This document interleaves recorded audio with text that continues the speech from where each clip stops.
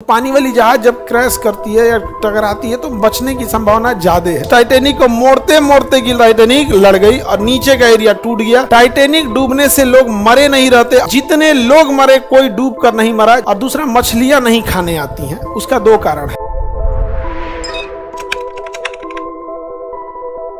तो बताइए, gulf stream गर्म या ठंडी?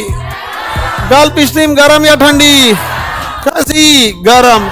इसके ऊपर से आके मिलती है लेब्राडोर। कौन आके मिल जाती है? लेब्राडोर। बताओ, लेब्राडोर गर्म की ठंडा? गर्म की ठंडा? ठंडा। यहाँ मछली मिलेगा कि नहीं? दिक्कत बस एक आती है, कोहरा छा जाएगा। क्या छा जाएगा? कोहरा। गर्म पानी और ठंडा पानी को आपस में मिलाएंगे तो कोहरा छा जाता है। आप देखिएगा ना, ठंडी के दिन में आप नहाने के लिए गर्म पानी रखिएगा, उसमें जैसे ठंडा को मिलाएगा भाप टाइप का कोहरा आ जाएगा।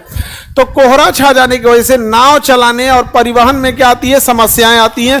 विजिबिलिटी क्या हो जाती है? घट जाती है। तो विजिबिलिटी घट जाने के कारण नाव चलाने में दिक्कत होती है। लेकिन वहाँ गर्म और ठंडी दोनों मिली रहती है। यही वजह था टाइटैनिक के वहाँ पे ठंडी जलधारा लेब्राडोर की धारा आई थी और सागर का नाम था सारगेसो सागर। लेब्राडोर की ठंडी जलधारा वहां से बर्फ बहा के लेके आई थी। कोहरा की वजह से बर्फ नहीं दिख रहा था, तो जो वहां पे टेलीस्कोप लेके बैठा था उसको व्हाइट व्हाइट दिखा, तो उसको लगा कोहरा है। क्या लगा? कोहरा है। पास जाके देखा कि ना भैया, ये व्हाइट वाला कोहरा नहीं है, ये क्या है? बर्फ है। बस टाइटैनिक को मोड़ते मोड़ते की टाइटैनिक लड़ गई और नीचे का एरिया टूट गया। टाइटैनिक डूबने से लोग मरे नहीं रहते अगर वहां बर्फ नहीं रहता तो। जितने लोग मरे कोई डूब कर नहीं मरा, जितने लोग मरे सब ठंड से मर गए। किसे मर गए? ठंड से मर गए। इसके अलावे भी जो नाव थी वो जहाज एक साइड में पलट गया था। क्या हो गया था? एक साइड में पलट गया। तो जो इतने नाव रहते हैं ना, दोनों साइड लाइव बोट होती है। तो इस साइड पलटा तो इस साइड वाला लाइव बोट तो कोनो काम का नहीं। तब 50 हर लोगों के हिसाब से ही उसमें नाव है, आधा तो ऐसे ही गया। और जो बच गया आधा, उसमें पहले वीवीआईपी लोगों को बैठा के निकाल दिया गया। वीआईपी लोगों को। अब वीआईपी सब ना इमरजेंसियों में सोचता है ऐसा कि ओह माय गॉड हम अकेले जाएंगे, तो वीवीआईपी लोग को निकाल दिया गया।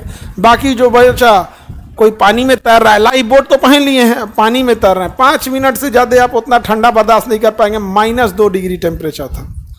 -2 डिग्री टेम्परेचर। सारे लोग मर गए।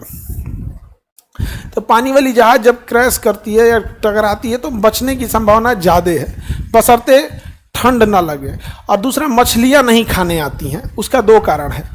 जो मछली मानव को खा सकती है वो बहुत बड़ी होती है और वो गहरे समुद्र में होते हैं। बड़ी मछलियां कहाँ होती है? गहरे से।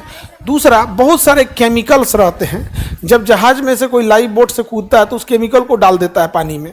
मछलियों को वो केमिकल, वो दुर्गंध पसंद नहीं है। दुर्गंध पसंद नहीं है। समझ में आ गया कि नहीं आ गया? तो इससे बच सकते हैं। तो मछली के खाने का डर लगभग क्या हो जाता है? खत्म हो जाता है। लेकिन बशर्ते क्या ना हो? ठंड ना हो। अगर ठंड आ गया तो दिक्कत हो जाएगा।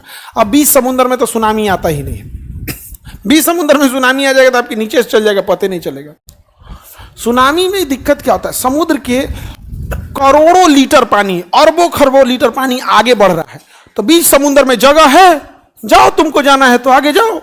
लेकिन जब सुनामी किनारे आती है तो किनारे समुद्र गहरा नहीं है, वो अरबों खरबों लीटर पानी लेके आया है। करा कहने जैतो तो कहते चल जो इधर का सर मकान बनाया है ना, जाओ गोवा वाले बीच पे। किधर चल जाएंगे? बीच पे। हो गया। और जब दहा देगा बीच वगैरह पे कहीं भी आएगा तो फिर तेरही का भोज खाएंगे फोटो खींच के। नहीं समझ आ गया? तो बताइए, सुनामी अगर समुद्र के बीच में है तो कोई दिक्कत है? क्या दिक्कत है? उसको जगह मिल रहा है। नहीं समझे? अब जैसे कोई आदमी बहुत तेज दौड़ रहा है, बहुत तेज दौड़ रहा है, किसी को कोई दिक्कत? जहां दौड़ खत्म करना है, जहां दौड़ क्या फिनिशिंग लाइन है, वहां उसकी स्पीड धीमी कर देनी है ना। अगर नहीं करेगा तो ले दे के दौड़ जाएगा, वो दर्शक लोग के ऊपर धाए दे जाके गिर जाएगा। सुनामी भी वही है, वो आ रहा है, दौड़ रहा है, बीच जगह में खाली। समुद्र में अगर सुनामी आएगा आपके जहाज से नीचे से चल जाएगा, पता नहीं चलेगा। चला गया सुनामी आपका। जितनी लहरें खतरनाक ये सब होते हैं, सब कहाँ होती हैं? किनारे के पास।